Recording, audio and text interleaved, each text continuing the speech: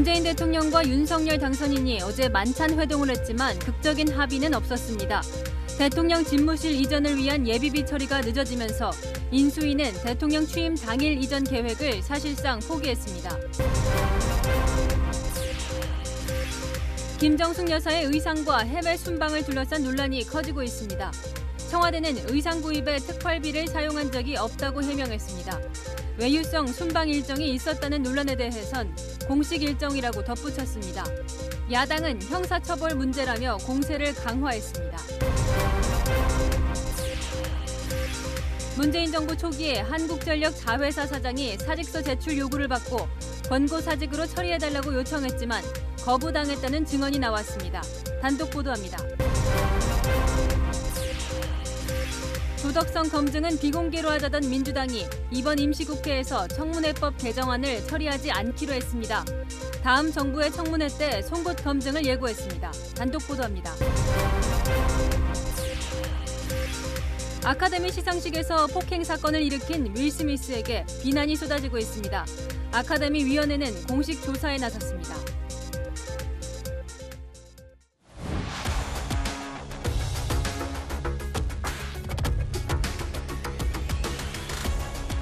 뉴스데이 시작합니다. 저는 동정민입니다. 대통령과 당선인 회동의 온기는 하루, 그러니까 24시간도 채 가질 못했습니다.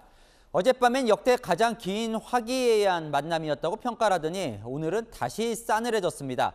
어제 회동에서 문재인 대통령은 이 용산 집무실 이전과 관련해서 예산을 면밀히 살펴서 협조를 하겠다고 발언했는데요.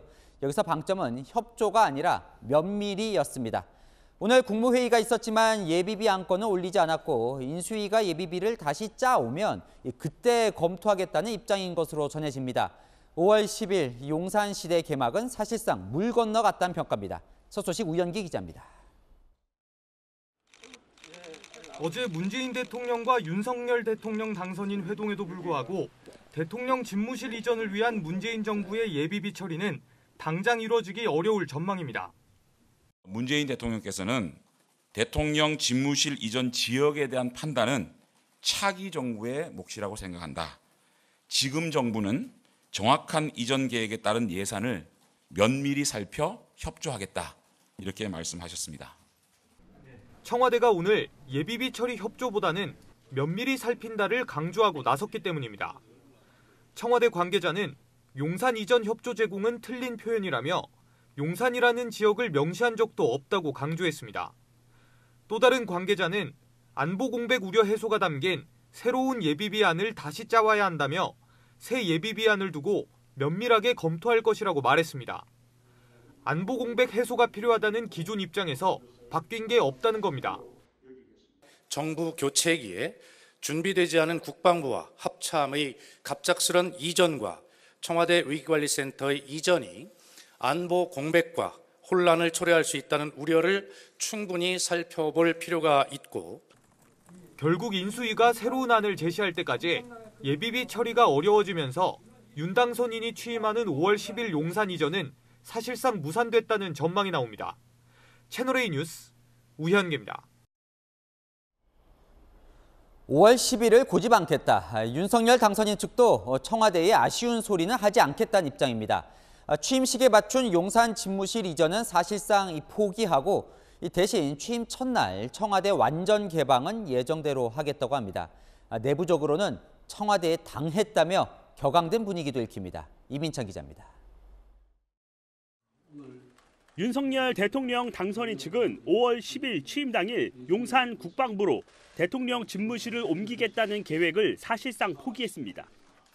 국방부를 합참 건물로 옮기고 현재 국방부 건물을 대통령실로 리모델링하기 위해선 적어도 6주의 시간이 필요한데 예비비 처리가 당분간 불가능해짐에 따라 시간이 부족하다고 판단했기 때문입니다. 윤 당선인 측 관계자는 5월 10일 전 용산 이전은 힘들게 됐다며 취임 이후에도 당분간 통이동에 머물고 대통령 집무실, 프레스센터 등은 순차적으로 이전할 것이라고 말했습니다. 윤 당선인 측은 문재인 대통령이 즉각 협조해주지 않은 데 대해 공개적으로는 말을 아꼈습니다. 실무 협의의 조율 결과에 따라서 추후 말씀드릴 계기가 있을 거라고 생각합니다. 하지만 내부에선 청와대에 당했다는 격앙된 반응까지 나오고 있습니다. 윤 당선인 측은 용산시대는 늦어졌지만 5월 10일에 맞춰 청와대를 개방하는 작업에는 속도를 내고 있습니다. 윤 당선인 직속으로 설치된 청와대 이전 TF 관계자들은 최근 청와대 답사를 마친 것으로 알려졌습니다. 청와대 녹지원과 상춘제, 북악산 등산로 등을 우선 개방하고 본관, 경호동 등 건물은 국민들이 활용할 수 있는 방안을 수립해 순차적으로 개방할 것으로 전해졌습니다. 윤 당선인 측은 청와대가 개방되면 대통령실 이전 여론도 긍정적으로 바뀔 것으로 기대하고 있습니다. 채널A 뉴스 이민찬입니다. 오늘의 왜 정치부 노은지 차장 나왔습니다. 아니 화기애애했고 가장 오래 만났다고 하더니 왜 하루 만에 다른 목소리가 나옵니까? 네, 한자리에서 웃으면서 얘기는 했지만 생각이 전혀 달랐기 때문인데요. 회동 결과에 대한 브리핑 내용을 두고 청와대와 인수위 측이 어떻게 다르게 해석하는지를 보면은 생각이 얼마나 달랐는지 알 수 있습니다.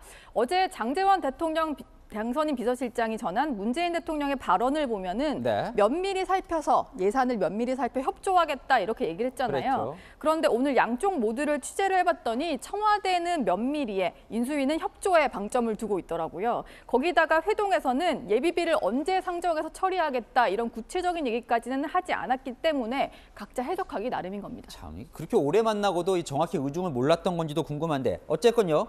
청와대 기류가 바뀐 줄 알았는데 그게 아니었다는 거네요. 네, 어제 기자들도 윤 당선인 측이 협조에 방점을 찍어서 설명을 하다 보니까 네. 용산 이전 문제가 해결된 줄 알았었는데 청와대 내부를 취재해 보니까 분위기가 아니었습니다. 그렇다고 원점 재검토까지는 아니고요. 기존에 우려했던 안보 공백 문제가 없는지 아주 꼼꼼하게 따져보겠다 이렇게 얘기를 하더라고요. 네. 안보 공백에 대비할 예산이 기존 예비비 안에 포함이 돼 있는지 포함이 돼 있다면 제대로 반영됐는지 살펴보겠다는 얘기입니다. 그러면 회동 전이나 후나 청와대 입장은 그대로인 겁니까? 네, 그렇죠. 어젯밤까지도 예산 관련 부처들은 혹시 청와대 회동이 잘 성사가 되면 당장 오늘 국무회의에 예비비 안건을 상정해야 할지 모르니까 대기를 하고 있었다고 하더라고요. 네. 그런데 오늘까지도 아무 지시가 내려오지 않고 있다고 합니다. 그래서 윤 당선인 측에 딱히 예비비안을 수정해서 제출하라 이런 요구가 있었는지 물어봤더니 그런 요구도 없다고 하더라고요. 네. 청와대 관계자한테 물어보니까 알아서 고쳐오지 않겠냐 이런 느긋한 태도를 보이고 있습니다. 그렇군요. 그래서 결과적으로 어쨌건 당선인은 5월 10일 이 취임식 때는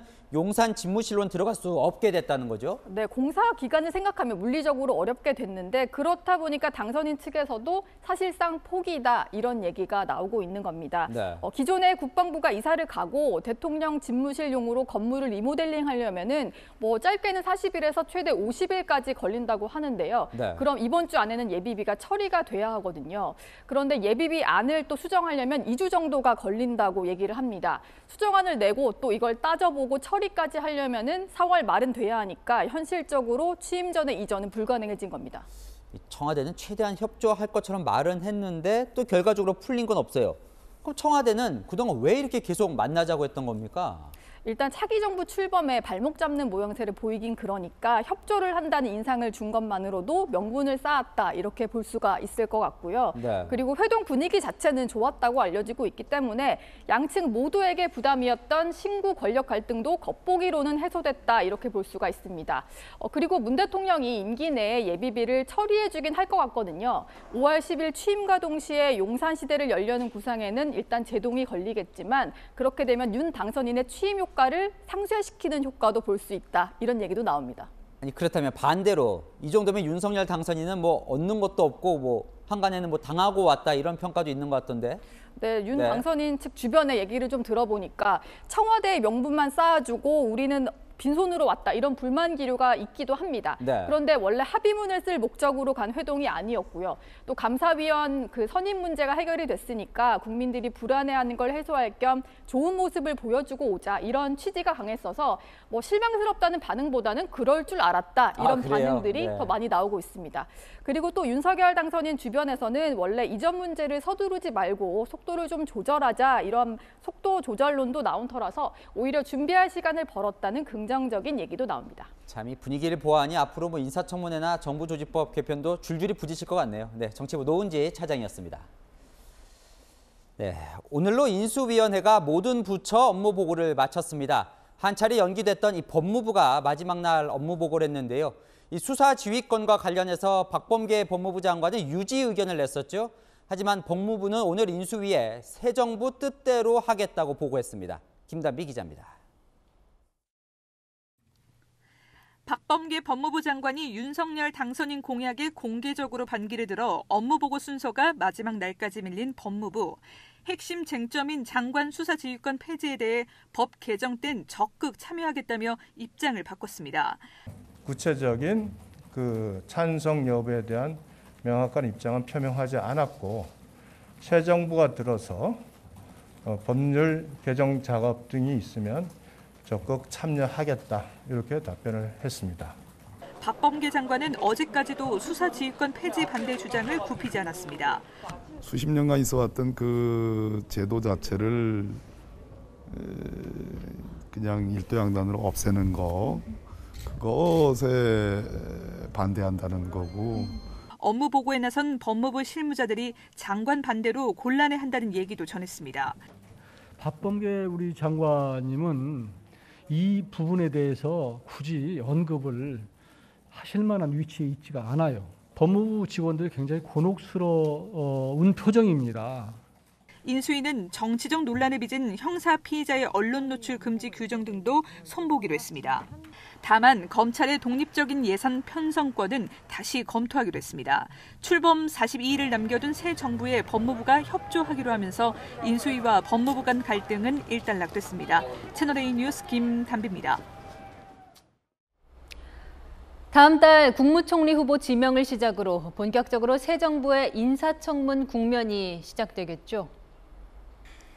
도덕성 검증 부분도 중요한데 그 부분은 좀 비공개 청문회로 하고. 청문회 때문에 좋은 인재를 데려오기 힘들다는 문재인 대통령 발언에 민주당은 도덕성 검증 부분은 비공개로 하자는 청문회법 개정을 추진했었습니다.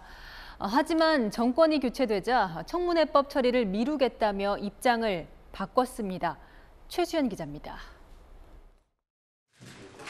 더불어민주당이 다음 달 5일 끝나는 3월 임시국회에서 인사청문회법 개정안을 처리하지 않기로 했습니다.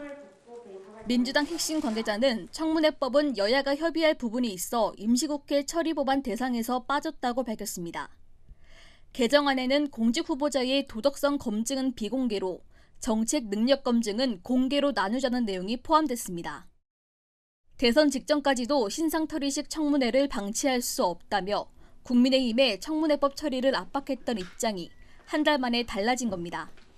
인사청문회법을 대선 전에 통과시켜서 어느 정당이 집권하더라도 내각을 구성하는 데 큰 지장이 없도록. 문재인 대통령은 그동안 청문회 제도의 개선을 수차례 요구했지만 여야 간 합의 불발로 청문회법을 개정하지 못했습니다. 무한주기식 청문회가 됩니다. 이런 청문회 제도로서는 정말 좋은 인재들을 발탁할 수가 없습니다. 공수가 뒤바뀐 민주당은 최근 윤석열 정부를 향한 검증 공세를 예고하고 있습니다.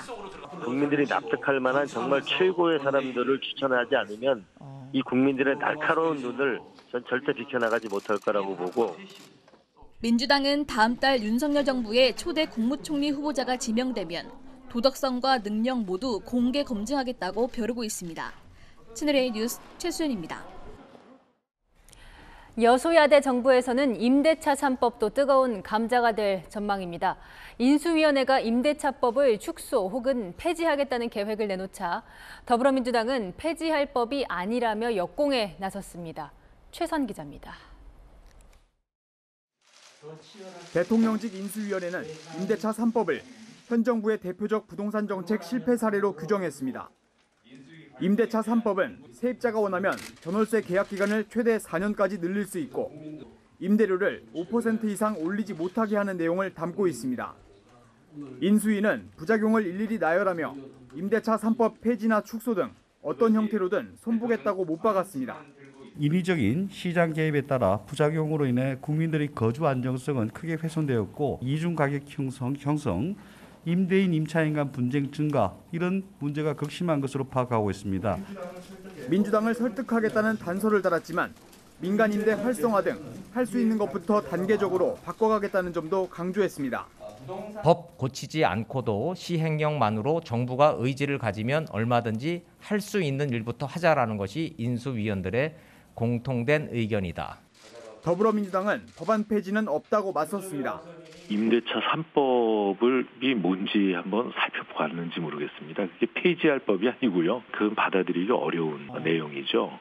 지난 대통령 선거에서 이 문제에 대해서는 저희가 원칙적으로 그때도 이 부분은 좀 지켜져야 된다 이 말씀 드린 바가 있죠. 지방선거를 앞둔 민주당이 부동산 민심을 달래기 위해 법안을 폐지하는 대신 수정 보완에 나설 수 있다는 관측도 나옵니다. 채널A 뉴스 최선입니다. 다가올 지방선거, 대구시장 국민의힘 경선에도 뜨거운 관심이 모입니다. 홍준표 의원이 최대 25% 감점을 받아야 해서 강하게 반발했죠.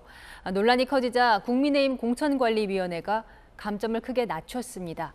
이다혜 기자입니다. 국민의힘 공천관리위원회가 오는 6월 1일 지방선거의 공천 감점 규정을 수정했습니다. 탈당 후 무소속 출마 이력이 있으면 기존 15%에서 10%로, 현역 의원의 경우 기존 10%에서 5%로 감점을 낮췄습니다. 중복 감점을 없애 감점은 최대 10%로 제한됐습니다. 공관위 관계자는 경우에 따라 현역 의원이 더 경쟁력을 가질 수 있다는 의견이 많았다고 설명했습니다. 윤석열 정부의 성공으로 가는 첫 관문이라는 점에서 매우 중요한 선거라고 인식하고 있습니다. 저는 이기는 공천을 공천 작업의 제1 원칙으로 삼겠습니다. 이에 따라 홍준표 의원의 감점은 25%에서 10%로 줄었습니다.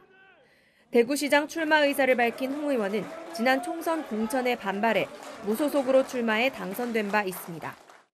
그러나 홍 의원은 채널A 통화에서 100m를 뛰는데 10m 앞에 뛰는 사람과 경주하라는 게 말이 되느냐며 현역 의원 5% 감점은 받아들일 수 있지만 무소속 출마 페널티를 지방선거에 적용하는 것은 불합리하다고 반발했습니다. 경쟁자 김재원 전 최고위원을 겨냥해 SNS에 특정 최고위원 농간에 춤추는 공천 규정이라고 비판했다가 1시간 만에 삭제하기도 했습니다. 김 전 최고위원은 당에서 정하는 대로 따를 생각이라고 했습니다. 완화된 공천 감점 규정은 모레 최고위원회의에서 최종 확정됩니다. 채널A 뉴스 이다혜입니다.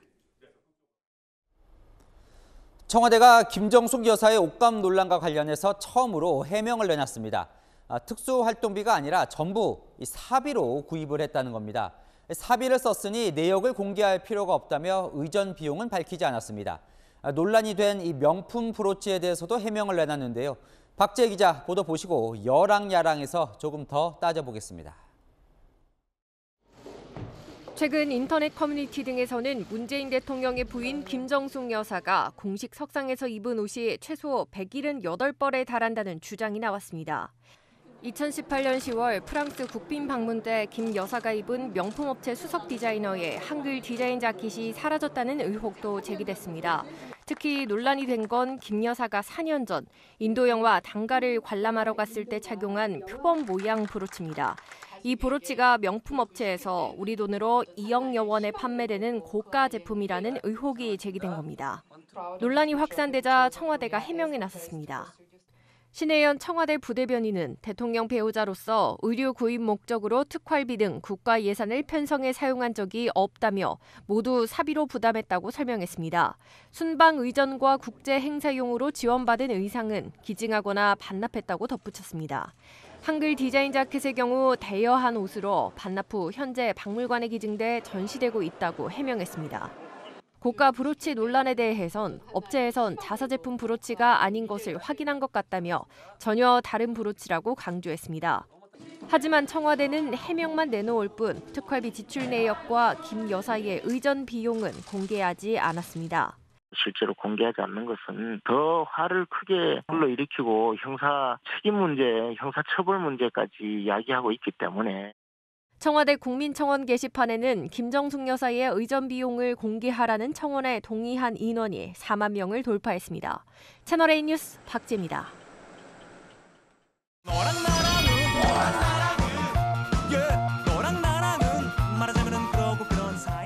네, 여랑야랑 정치부 김민지 기자와 함께합니다. 첫 번째 주제 보겠습니다. 네, 김정숙 여사 이 해외 순방 얘기 추가로 좀 더 해보죠. 네, 연일 뒷말을 낳고 있는 순방, 옷값뿐 아니라 일정도 논란인데요. 2019년 노르웨이를 방문했을 당시 김정숙 여사가 뭉크미술관을 비공개로 방문한 것이 뒤늦게 알려졌습니다. 올해 1월에 이집트 순방 당시에 김정숙 여사 혼자 피라미드를 방문한 것도 뒤늦게 알려져서 역시 논란이 된 바 있죠. 그러면요, 뭐 외유성 순방 이런 걸 비판은 의식해서 뭉크미술관 간 걸 비공개로 한 걸까요? 청와대는 노르웨이 왕비와 함께 가는 일정이었지만 왕비가 다치는 바람에 혼자 간 것이다. 이런 설명을 하고 있습니다. 당시 북유럽 순방 중이었던 대통령 내외는 K-팝 공연 관람 계획도 있었는데요. 당시 이희호 여사 별세 소식과 무엇보다 헝가리 유람선 침몰 사고로 관람이 부적절하다는 판단에 취소한 적도 있습니다. 청와대 관계자는 오늘 대통령 내외의 모든 일정은 비공개일지라도 공식 일정이라면서 다 조율된 것이라고 설명했지만요. 외유성 순방이라는 비판이 다시 나왔습니다. 근데 2019년 이 노르웨이 순방 때 비공개 일정이 왜 이제 와서 어떻게 알려지게 된 겁니까? 문재인 대통령 부부의 이 해외 순방에 유독 관광 일정이 많다면서 이 노르웨이 순방 일정을 지적한 한 신문 칼럼니스트를 상대로 청와대가 소송을 걸었거든요.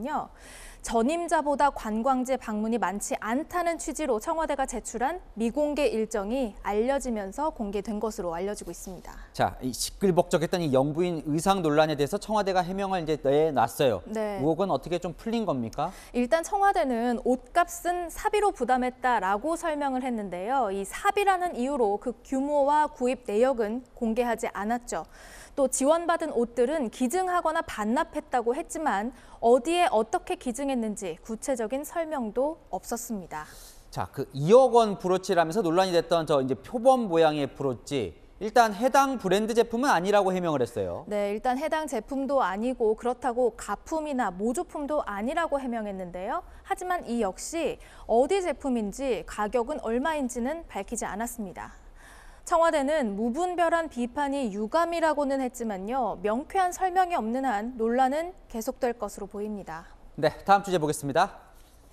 네, 사면 초과 요즘 이준석 대표가 쉽지 않은 상황에 좀 처해 있어요. 네, 장애인 단체의 지하철 시위를 비판하면서 본인도 함께 비판은 대상이 됐기 때문인데요. 당 공식 회의에서도 반발의 목소리가 나왔습니다. 비난의 화살을 장애인들에게 돌리기에 앞서 과연 우리 사회가 장애인, 보행약자들이 함께 살아가기에 어떤 환경인지를 정확히 진단하고 장애인 딸을 둔 나경원 전 의원은 장애인 단체의 시위를 조롱하거나 무조건 비난하는 것에 동의하기 어렵다고 비판했고요. 윤상현 의원은 약자인 장애인이 왜 그렇게까지 하는지 한번 생각해 볼 필요가 있다 이렇게 지적했습니다. 자, 이준석 대표는요, 장애인을 비판한 게 아니라 시민들에게 불편을 주는 이 과도한 시위 행위를 문제 삼은 거다 이렇게 주장을 하고 있잖아요. 맞습니다. 그래서 이 대표 발언이 장애인과 비장애인을 갈라치기 한 것이라고 볼 수는 없다. 또 시위의 목적이 아무리 정당해도 그 수단이 불법하면 불법이라며 이 대표를 옹호하는 목소리도 있습니다. 오늘 인수위원회가 이제 해당 장애인 대표를 만나면서 이 대표 이제 입지가 조금 더 이제 좁아졌다 이런 분석도 있더라고요. 네, 인수위가 아무래도 수습하는 모양새가 됐기 때문인데요.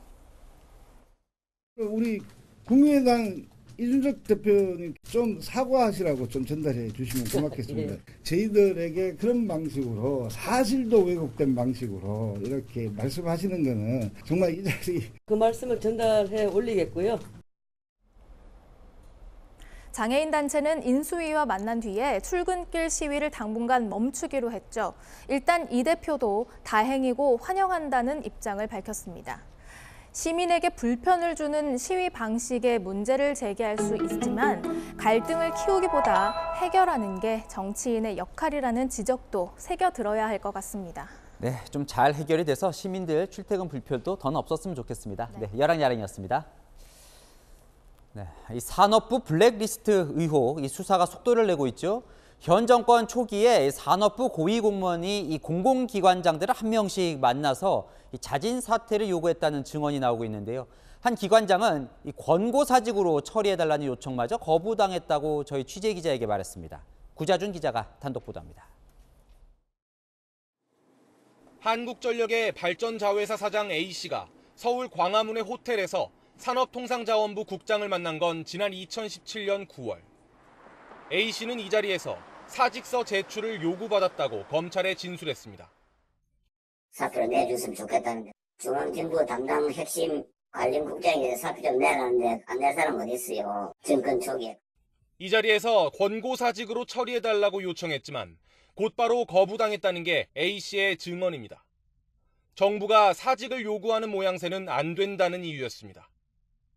권고사직으로 해주라. 그건 안 된다는 거지. 자기네들 내보낸 것처럼 안 보이려면 면직을 처리할 수밖에 없지. 당시 다른 발전 자회사 비사장도 채널A와의 인터뷰에서 비슷한 요구를 들었다고 밝혔습니다. 산업부 국장으로부터 사표를 내는 걸로 정부 입장이 정해졌다고 들었다는 겁니다. 임기가 남은 기관장을 물러나게 하면 직권남용 소지가 있는 만큼 의원 면직을 고수했을 가능성이 제기됩니다. 고강도 감사를 못 견디고 사표를 냈다는 기관장도 있습니다. 2018년 물러난 산업부 산하 공공기관장 C씨는 너무 불편해서 사표를 냈더니 곧바로 수리됐다고 기억했습니다. 법조계에선 백운규 전 산업부 장관이 관여했는지 조사가 필요하다는 목소리가 나옵니다. 이번 수사를 계기로 국무총리실과 통일부, 교육부 등 다른 부처의 블랙리스트 의혹 수사도 본격화할 가능성이 제기됩니다. 채널A 뉴스 구자준입니다. 다음 달부터 전기요금이 소폭 오릅니다. 4인 가족 기준으로 월 2,000원 정도 오른다는데요. 한전은 연료비 조정 단가도 좀 올려달라고 요청을 했지만 물가 압박이 워낙 커서 받아들여지진 않았습니다. 결과적으로는 4월 전기요금 인상을 백지화하겠다는 윤석열 당선인의 공약은 절반만 이행된 셈입니다. 이민준 기자입니다. 한국전력이 발표한 4월 전기요금 인상분은 1kW시당 6.9원. 지난해 결정된 인상 계획에 따라 기준 연료비가 4.9원, 기호 환경요금이 2원 오르는 겁니다. 다만 유가와 원자재 상승에 따른 추가 인상분인 연료비 조정 단가는 동결했습니다. 윤석열 대통령 당선인의 4월 전기요금 인상 백지화 공약과 눈덩이처럼 불어난 한전의 부채를 고려한 절충안으로 보입니다. 전기요금 인상 계획을 전면 백지화하겠습니다. 전기요금을 무리하게 인상하면 국민에게 큰 타격을 줍니다. 한전은 코로나19 장기화에 최근 물가 상승 압박도 커 연료비 조정 단가 인상을 유보했다고 설명했습니다. 이번 인상으로 4인 가구 월 평균 전기요금은 2,000원 넘게 오를 전망입니다. 한 달에 최대 100만 원 넘는 전기요금을 내는 자영업자들은 전기료 인상이 더 걱정입니다. 부담이 너무 많죠. 그러면 이거는 자영업자 100인 100사람 전기료 올리는 거에 대해서는 다 반대입니다. 3월달에 매출이 최악이거든요. 그런데 매출이 적다고 해서 전기를 적게 쓰는 건 아닙니다. 지난해 한전은 5조 원 넘는 사상 최대의 적자를 냈습니다. 올해 연료비 인상이 전기요금에 반영되지 못해 한전의 적자가 20조 원까지 커질 수 있다는 우려도 나옵니다. 공기업인 한전의 적자는 결국 국민 세금으로 채우게 되는 만큼 현실적인 에너지 정책 전환이 시급하다는 지적입니다. 채널A 뉴스 이민준입니다. 배보다 배꼽이 더 큰 게 이런 거 아닐까요? 배달비가 끝없이 오릅니다. 3만 원짜리를 시키면 업주와 소비자가 부담할 배달비가 8,000원까지 나오는데요. 자영업자들은 팔아도 남는 게 없다고 울상인데 결국은 음식값을 올려야 하나 고민이 큽니다. 김유빈 기자입니다. 배달의 민족과 쿠팡이츠 등 배달 플랫폼 업체들이 최근 배달요금 체제를 개편했습니다. 사실상 배달비 인상입니다. 배달앱에서 이 배달 팁 부분을 보면요. 소비자가 내야 하는 배달 비용인데 이 가격이 어떻게 책정되는지는 나와 있지 않습니다. 2주 전까지만 해도 한 배달 플랫폼 업체에선 전체 배달비 가운데 업주가 플랫폼 업체에 내는 중개 수수료는 1,000원으로 고정이었습니다. 그런데 지난주부터 중개 수수료를 음식 가격 기준으로 책정하기 시작했습니다. 중개 수수료 외에 업주와 소비자가 함께 부담하는 배달비도 올랐습니다. 가령 주문액 3만 원일 때 중개 이용료는 1,000원에서 2,040원으로 배달비는 5,000원에서 6,000원으로 오르는 셈입니다. 하지만 잘못 올렸다가는 소비자에게 외면당할 수 있는 만큼 울며 겨자 먹기로 업주가 감당하는 경우도 많습니다. 중개수수료 배달비에 인건비까지 제외하면 사실상 남는 게 없습니다. 저희가 희생해서 이제 뭐 내드리면 소비자가 그만큼 또 많이 늘어나고, 저희는 또 이제 뭐 버티기가 좀 힘들고 배달료를 또 4,000원까지 올리게 되면 소비자가 또 다 외면하게 돼서 또 그만큼 또 매출이 또 덜 나게 되고, 그러니까 이런 것들이 계속 악순환이 되고. 비싸진 중개수수료가 라이더 수익으로 돌아가는 것도 아닙니다. 날씨, 그런 환경에 따라서 이제 배달료가 변동이 있는 것만 알지 음식값에 따라 이렇게 다르게 배달비를 받아본 적은 없는 것 같아요. 정부는 배달료 인상을 막겠다며 지난달 배달비 공시제를 도입했지만 실효성이 떨어진다는 지적입니다. 채널A 뉴스 김유빈입니다. 오늘도 코로나 신규 확진자는 34만 명을 넘겼습니다. 일부 의료 현장에서는 무자격자가 의료 행위를 하는 일까지 벌어집니다. 과거 간호사보다 임금이 적은 응급구조사에게 간호 업무를 시키려 했다가 채널A 보도로 무산됐던 병원이 결국 불법 의료 행위를 하는 모습이 드러났습니다. 배영진 기자의 단독 보도입니다. 방호복 차림의 의료진이 코로나 환자에 배해 항혈전제 주사를 놓습니다. 옆에 누워있던 환자들도 차례로 주사를 맞습니다. 간호사처럼 보이지만 사실은 응급구조사입니다. 응급 환자 구조나 이송 업무를 담당하는 응급구조사의 의료 행위는 엄연한 불법입니다. 직원들이 의무적으로 달도록 돼 있는 명찰을 떼자고 모의하는 등 신분을 숨기려 한 정황도 드러났습니다. 그러니까 응급구조처럼 통째로 아예 그냥 이름만 하나만 하는 게 나을 수도 있겠다. CCTV로 확인된 불법 의료 행위만 모두 9차례. 병원 관계자는 중증 환자가 몰리는 코로나 병동에서 불법 의료 행위로 인한 피해는 환자에게 돌아갈 수밖에 없다고 말했습니다. 병원이 응급구조사를 의료진으로 고용한 건 결국 비용 문제 때문이라는 지적입니다. 간호사가 인건이 비싸다 보니까 간호사 한 명 쓸 걸 그래서 2명 정도 쓸 수 있는 그런 인건비가 나기 때문에 아마 그렇게 하지 않을까, 그렇게 편법을 쓰는 거 아닐까 이렇게 생각합니다. 이 병원은 지난해 11월에도 응급구조사 3명을 채용해 간호사 업무를 시키려다 채널A 보도로 무산된 바 있습니다. 경기도에 있는 종합병원 코로나 병동에서 응급구조사에게 무면허 의료 행위를 시키려 했다는 의혹이 제기됐습니다. 병원 측은 응급구조사가 의료 행위를 한 적이 없다고 부인하고 있지만 CCTV에 담긴 모습에 대해선 설명하지 못하고 있습니다. 채널A 뉴스 배영진입니다. 충북 청주의 산부인과 병원에서 불이 나 산모와 신생아 등 120명이 대피하는 소동이 벌어졌습니다. 자칫 대형 사고로 이어질 뻔했습니다. 김태형 기자입니다. 주차장 천장에서 불꽃이 튀고 벽면을 따라 번지면서 시커먼 연기를 뿜어냅니다. 산부인과 신관 1층 주차장에서 시작된 불은 얼마 안 돼 구관과 본관, 뒤편 숙박업소까지 번졌습니다. 바닥에 뭐가 떨어지는 소리가 들리더라고요. 창문을 열어봤는데 그냥 순간 깜짝 놀랐어요. 불이 막 확확 타올라가고 있어서. 당시 병원엔 신생아와 산모, 직원 등 120여 명이 있었습니다. 직원들은 산모를 부축하거나 신생아를 안고 비상 계단을 통해 밖으로 나왔습니다. 어제 수술하는 사람이 있었거든요. 어떤 목각사를 연기를 마신 신생아와 산모 등 45명은 다행히 안전한 것으로 알려졌지만 대피 방송이 없었다는 증언도 나왔습니다. 1층에 이렇게 사이렌 같은 거 울렸어요. 아니요, 그냥 간호사분이 나가라고 해가지고 나갔는데 막 연기가 나오더라고요. 이 불은 산부인과 건물 3개 동과 숙박업소, 차량 10여 대를 태운 뒤 3시간 만에 꺼졌습니다. 목격자들은 불이 시작된 주차장 천장에서 최근까지 공사가 있었다고 말합니다.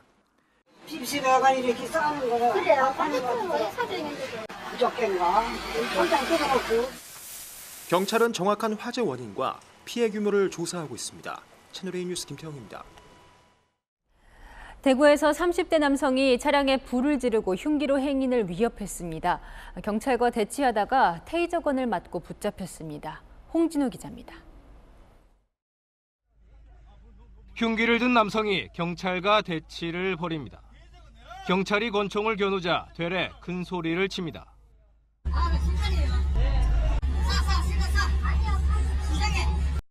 난동이 이어지자 결국 경찰은 테이저건을 쏴 남성을 제압합니다.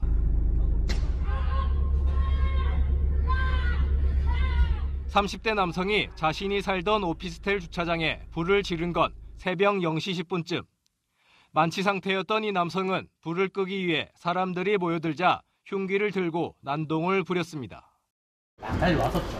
그래갖고 저희가 이제 대피를 하고 계속 소리 지르면서 이제 사람들한테 욕도 하고 했었어요. 행인의 신고로 경찰이 출동했는데도 난동은 멈추지 않았고 끝내 테이저건을 맞은 뒤에야 붙잡혔습니다. 오피스텔 관리 소장차 등 주차된 차량 2대가 불에 탔고 주변엔 휘발유를 뿌린 흔적이 발견됐습니다. 남성은 주차와 관리비 문제 등으로 오피스텔 측과 마찰을 빚었던 것으로 알려졌습니다. 방화 혐의에다가 특수 협박 혐의 받고 있습니다. 예. 술 좀 하신 걸로 알고 있습니다. 확인 중에 있습니다. 경찰은 조사를 마치는 대로 남성에 대해 구속영장을 신청할 방침입니다. 채널A 뉴스 홍준호입니다. 술에 취한 여성을 호텔로 데려가 성폭행한 20대 남성이 붙잡혔습니다. 이 남성의 휴대전화에서 불법 촬영물이 무더기로 쏟아져 나왔습니다. 김지윤 기자입니다. 늦은 밤 남성이 여성을 부축해 어디론가 데려갑니다. 여성은 몸을 앞으로 숙인 채 힘없이 축 처져 있습니다. 호텔에 도착한 남성은 여성의 가방에서 신용카드를 꺼내 직원에게 건넵니다. 5시간 뒤 여성이 먼저 호텔을 빠져나가고 곧이어 남성도 내려옵니다. 직원에게 휴대전화가 없어졌다며 전화를 요청하더니 서둘러 밖으로 나갑니다. 잠시 뒤 경찰이 출동하고 외출해서 돌아온 남성을 체포합니다. 처음에는 검은색 패딩을 입었지만 체포 당시에는 흰 옷에 가방도 메고 있었습니다. 경찰분이 오셔가지고 말씀했을 때는 성범죄 관련해서 오셨다고, 나중에 혹시라도 이제 그 남자가 이제 오시면은 자기네 이제 그 지구대 전화를 한번 해달라고. 경찰이 20대인 이 남성을 붙잡은 건 지난 17일 새벽. 술에 취해 길에 쓰러진 여성을 호텔로 데려가 성폭행한 혐의였습니다. 피해자와 남성은 일면식도 없었습니다. 범행은 여기서 그치지 않았습니다. 범행을 눈치챈 여성이 남성의 휴대전화를 가지고 나와 경찰에 전달했는데 피해자뿐 아니라 다른 여성들을 찍은 불법 촬영물이 수십 건 저장돼 있었던 겁니다. 불법 촬영물은 숙박업소를 비롯해 다양한 장소에서 찍힌 걸로 드러났습니다. 경찰은 남성을 구속해 검찰에 넘기고 추가 범행을 수사 중입니다. 채널A 뉴스 김지윤입니다. 다음 달 1일, 그러니까 이번 주 금요일부터 카페와 음식점에서 일회용 플라스틱 용품과 나무젓가락을 쓰면 최대 200만 원의 과태료가 부과될 예정이었습니다. 시행을 불과 나흘 앞둔 어제 환경부가 과태료 대신 계도에 중점을 두라는 공문을 보냈습니다. 자영업자들은 혼란스러워합니다. 홍유라 기자입니다. 차가운 음료를 담아주는 데 주로 이용되는 일회용 플라스틱 컵. 4월부터는 매장 내 일회용품 사용이 금지돼 업주들은 만반의 준비를 해왔습니다. 그런데 환경부가 제도 시행을 불과 나흘 앞두고 위반 시 과태료 부과 방침에서 무기한 계도로 한 발 물러났습니다. 머그잔을 저희가 이제 크기별로 이제 해놨어요. 20몇 개를 지금 돈 들여서 준비해놨는데 쓰라는 거야, 말라는 거야. 이렇게 될 것 같아서. 갑작스런 지침 변경은 대통령직 인수위원회가 민생 경제를 모르는 착상 행정이라고 제동을 걸었기 때문입니다. 코로나19가 잠잠해질 때까지는 일회용 컵 규제를 유예하는 것이 좋다고 생각합니다. 미래를 위해선 불편함을 감수해야 한다던 정부도 난감해졌습니다. 솔로몬의 시위와 같은 그런 합리적인 대안이 필요할 때입니다. 업주들과 시민들은 환경 보호와 코로나 위생 사이에서 고민이 깊습니다. 저희는 그대로 갈 거예요. 어느 장단에 춤을 춰야 될지 모르겠지만 정확한 시기가 정해졌으면 좋겠어요. 일회용 컵을 좀 더 선호할 것 같아요. 아직 코로나도 안 끝나고 확진자도 계속 나오고 있는 추세니까. 정부의 오락가락 행정으로 일회용품 규제 정책이 실효를 거둘 수 있을지 의문입니다. 채널A 뉴스 홍유라입니다. 2년 전 낚싯배가 태안 앞바다 교각을 들이받아 4명이 숨진 사고 당시 채널A는 교각의 관리 부실 문제를 집중 보도했습니다. 유가족이 제기한 소송에서 국가의 책임이 일부 인정됐습니다. 김호영 기자입니다. 지난 2020년 10월 22명을 태운 낚싯배가 충남 태안과 보령을 잇는 원산 안면대교의 교각과 충돌했습니다. 이 사고로 40대 안모 씨 등 4명이 숨지고 17명이 다쳤습니다. 사고 4개월 뒤 채널A가 현장을 다시 찾았을 때도 교각은 어둠 속에 묻혀 있었습니다. 다리 경관등은 환히 켜져 있었지만 교각의 충돌 방지 등은 여전히 정상 작동되지 않고 있습니다. 숨진 안 씨의 유가족은 사고 당시 교각 표시 등이 꺼져 있었고 응급조치가 지연됐다며 국가를 상대로 손해배상을 청구했습니다. 법원은 1심에서 국가 과실이 일부 인정된다며 유가족 손을 들어줬습니다. 국가가 교각 등을 설치하도록 돼 있는데 이를 설치하고 점등한 증거가 없다고 판단한 겁니다. 다만 응급조치가 미흡했다는 주장은 받아들이지 않았습니다. 유족들은 조금이나마 억울함을 덜었다고 말합니다. 그동안 제가 억울하고 분했던 마음, 남편의 죽음에 대한 그 안타까움을 인정받았다고 해야 되나? 막을 수 있었던 사고였다는 게 밝혀진 만큼 같은 일이 되풀이되지 않기를 바랐습니다. 법대로 설치가 되어져 있었다면 이런 안타까운 사고는 일어나지 않았을 것이라는 생각이 들어요. 채널A 뉴스 김호영입니다. 우크라이나 남부 지역으로 저희 채널A 취재진이 들어갔습니다. 특별히 외교부 허가를 받아 현지에 진입했는데요. 하루에도 몇 번씩 울리는 공습 사이렌 소리에 시민들과 함께 지하 은신처로 대피하기도 했습니다. 우크라이나 체르니우치에서 김윤종 특파원이 전합니다. 외교부에서 입국 허가가 떨어진 뒤 곧바로 넘어선 국경검문소. 차량으로 1시간 거리에 있는 25만 명 규모의 도시에 도착했습니다. 최후방 가장 안전한 곳으로 알려져 국경을 넘지 못한 5만 명 이상 피난민도 몰렸습니다. 따사로운 봄 햇살에 도심은 평화로워 보이지만 무장한 민병대가 곳곳에 배치됐습니다. 하루 수차례 울리는 경보 소리에 시민들의 발걸음이 빨라집니다. Надіятись не знаєш на що, тому що це може прилетіти звідки хочеш і коли завгодно. Дуже страшно. особливо діти бояться, навіть звірі бояться. 이곳은 체르니우치 시청 앞 광장입니다. 겉으로는 평화스러워 보이지만 공습 경보가 울리면 사람들은 지하 은신처로 대피합니다. 제가 한번 따라가 보겠습니다. 대피소 입구에는 비상식량 박스가 겹겹이 쌓여 있습니다. 굳게 닫힌 철문을 열어보니 지하 벙커가 보입니다. 400명이 동시에 머물 수 있는 대피소에 화장실과 난방 시설이 갖춰졌고 몸을 숨긴 시민들은 경보 해제를 기다립니다. 이 같은 대피소가 체르니우치에 70곳 가까이 구축됐습니다. 지하 은신처 곳곳에 그려진 그림들은 체르니우치 시민들에게 위안과 희망을 주고 있습니다. Я коли малювала цей малюнок, я відчувала про мир. Я тут малюю, щоб всім було гарно і всі відчували тут затишно. 우크라이나 체르니우치에서 채널A 뉴스 김윤종입니다. 우크라이나 수도 키이우 인근에서는 러시아군의 퇴각 소식도 들려오는데요. 이 와중에 푸틴 대통령의 측근이자 영국 프리미어리그 첼시 구단주이기도 한 러시아 재벌이 독극물 중독 의심 증세를 보였습니다. 전쟁을 바라는 러시아 강경파의 소행이라는 의혹이 제기됐습니다. 권갑구 기자입니다. 한 달 가까이 남부 도시 마리우폴을 포위한 러시아군이 휴대용 대전차 미사일로 조준 사격합니다. 건물 외벽은 뜯겨나가고 통유리 벽도 모두 깨졌습니다. 친러 성향의 돈바스와 크림반도 사이에 있는 마리우폴이 사실상 함락되면서 러시아군은 흑해연안을 봉쇄했습니다. 돈바스 인근에 집중하고 있는 러시아군은 수도 키이우 근처에선 밀려나고 있습니다. 요충지 이르핀도 우크라이나군이 탈환했습니다. У нас сьогодні є приємні новини. Сьогодні звільнений Ірпінь, Зараз проходить зачистка. 터키에선 양측이 5차 평화협상을 진행하고 있습니다.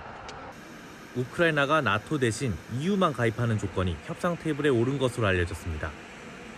침공 초기 평화협상을 진행한 푸틴 대통령 측근이자 첼시 구단주인 로만 아브라모비치는 잠시 시력을 잃고 피부가 벗겨지는 등 독극물 중독 의심 증세를 보였다고 외신이 전했습니다. 협상을 방해하기 위한 러시아 내 강경파의 소행일 수 있다는 지적이 나왔습니다. Я всім раджу, коли хтось їде на будь-які переговори, пов'язані на будь-які переговори з російською. 한 달 가까운 시간이 지나 입증에 어려움을 겪고 있는 가운데 현재 상태는 호전된 것으로 알려졌습니다. 채널A 뉴스 꽁각구입니다. 네, 알몬 배추에 맨발 절임 배추까지 중국의 먹거리 위생 논란이 끊이질 않고 있죠. 이번에는 입으로 콩껍질을 벗기는 충격적인 장면이 고발됐습니다. 베이징 사공성근 특파원입니다. 누에 콩껍질을 벗기는 가공업체 작업대에 중년 여성들이 둘러앉아 있습니다. 그런데 집어든 누에 콩을 입으로 가져갑니다. 작업량에 따라 돈을 받는데 더 빨리 까기 위해 입으로 껍질을 벗기는 겁니다.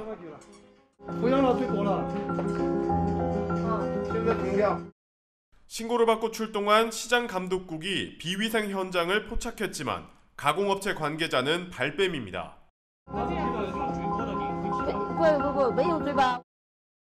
계속된 추궁에 가공업체 관계자는 가공된 누에콩은 도매시장으로 보낸다며 입으로 콩까기가 관행이라고 실토합니다.